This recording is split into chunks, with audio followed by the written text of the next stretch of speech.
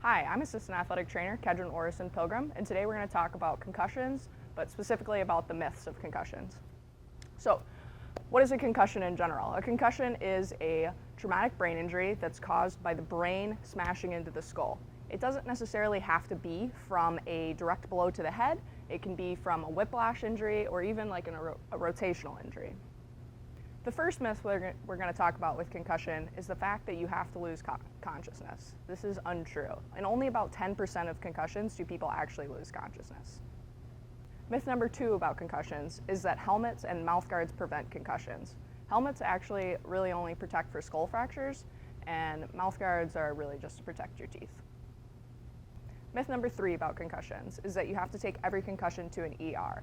Really, we only take concussions to the ER if they have severe symptoms such as increasing and lots of vomiting, increasing confusion, loss of consciousness for more than a minute, severe neck pain, and numbness and tingling in the extremities.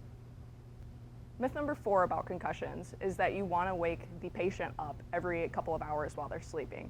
This is the opposite. You actually want them to sleep as much as they can the first couple of days because that means that their body and brain are healing from their injury.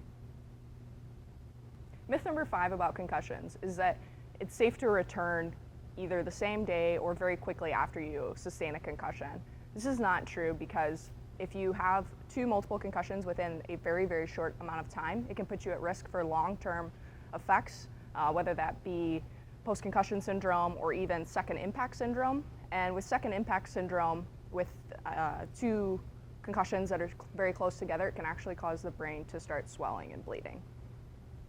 Finally, in conclusion, concussions are a very complicated and dynamic injury, and it's different for each individual. Symptoms can range anywhere from a headache to sleeping too much or even sleeping too little, personality changes to memory loss, confusion, and concussions really do need to be treated by somebody who's trained to diagnose and evaluate concussions, whether that's an athletic trainer if you have one or a concussion specialist.